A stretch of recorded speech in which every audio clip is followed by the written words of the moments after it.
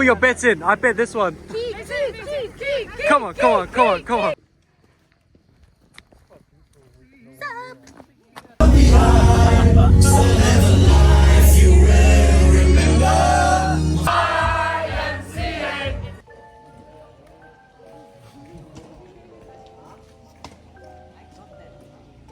We did a motorbike tour for 3 days in Ha Giang, and I think this might be the best trip I've ever done. It was a bit of a rocky start to the trip. The bus to Ha Giang Loop was an 8-hour ride on a sleeping bus, but somehow the bus was overbooked and some of us didn't get a seat. It's kind of better because it's less cramped for me. I can just chuck my shit on. I overbooked the bus.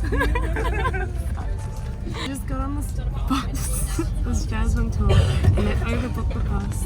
And we're now sitting here waiting for them to put us on another bus, and then Li Peng and Dom are just sleeping on the floor. After a long bus ride, we made it to the starting point of the tour. A buffet breakfast was provided. The food was actually way better than expected. There were easily 60 people on this tour. They divided us into groups, assigned us a motorbike driver, and away we go.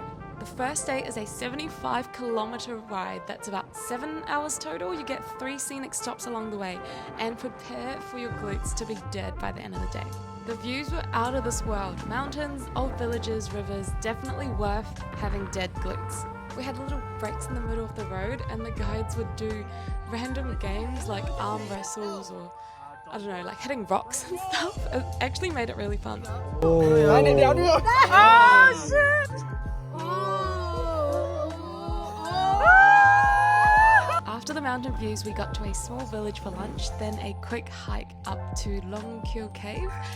I don't actually remember why the cave was significant. I was just happy to be walking around instead of sitting on the bike.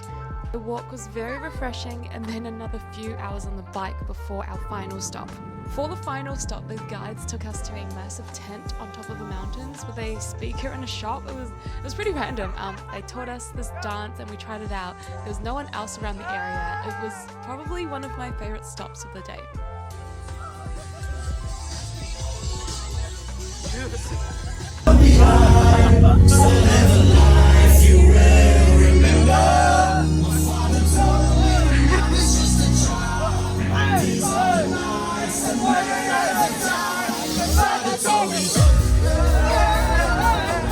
Honestly, there was no one else around the area. It was so strange. I have no idea where the other tour groups were, but we stayed there dancing until it got dark.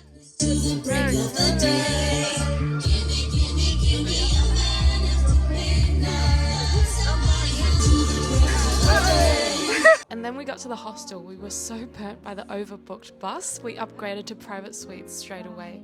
And I'm so glad that we did, because if we didn't upgrade, we would have had to share a room with, I think, like 50 other people. But the private room, you had a private bathroom, and we shared the room with a few of our friends. We then had dinner in the middle of the hostel. It was so much fun. They sold happy water, which is basically moonshine, and everyone was pretty tipsy by the end of the night. Are you ready? Yeah! Are you ready? The guide taught us how to do chairs in Vietnamese, and it was an intense build-up.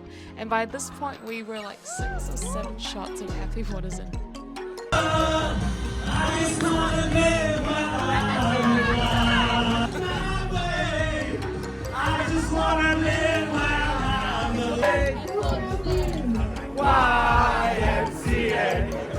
As you can see, we're then broken into karaoke, and the whole tour doing YMCA. Pretty much just a massive group of drunk people singing and dancing in the middle of nowhere, and I loved it. Day 2 was a little bit rough. How are we feeling, crew? I'm feeling a really big poop. Is he? Yeah. It's the smallest poop. And then we're back on the road. Day 2 is 120 kilometers of riding. First stop was Tham Ma Pass, one of the most impressive mountain passes in Vietnam.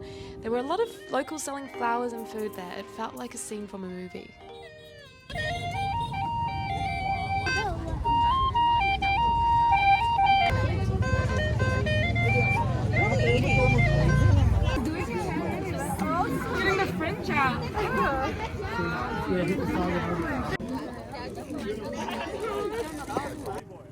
a short ride to Royale Palace where the king used to live. King's house. This is how we still cook in China. Is it actually? Yeah. Exactly how we cook in China. That's a big wok. Yeah. We never wash it either. Oh, get that flavour in there. Except we bring bamboo sticks. Instead of wood. We're at the King's Palace, and this is where he used to eat. Cook. The king had 4 wives, and they were all very pretty. Oh. Was the food the prettiest? The 4th was the prettiest. This is where the king would sit. This is where the king's servants lived. This is so cool. Oh, this actually looks like my old room where I used to live in the attic. Holy shit.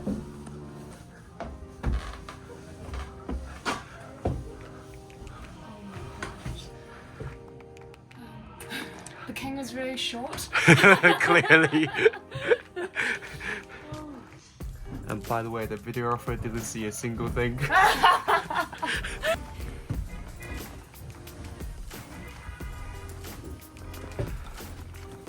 Is it a good transition? No. And then we got to Long Chu Flag Tower. I'm definitely not pronouncing these names right. It looked out to China and it was constructed to mark the northernmost point of Vietnam. It's a cultural heritage site in Vietnam. And then we were back on the bike. Half of the fun of this tour is being on a motorbike in the countryside of Vietnam. It's just not the same if I were in a car. The next stop was Li Peng Pass and Skywalk. The views there were out of this world. This video doesn't really do it justice. It felt like we were above the clouds. That's impressive. That is. Wow. It's so vast. This is the most epic view ever.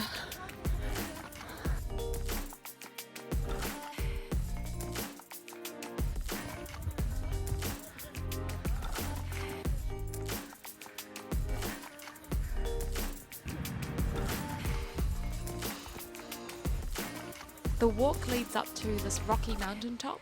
The mountaintop has no security really, like it's not really made for people to climb onto safely.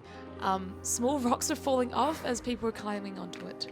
I'm not normally scared of heights, but fucking scared right now. Are you coming up this way? Fuck. There's no trail, it's just rocks.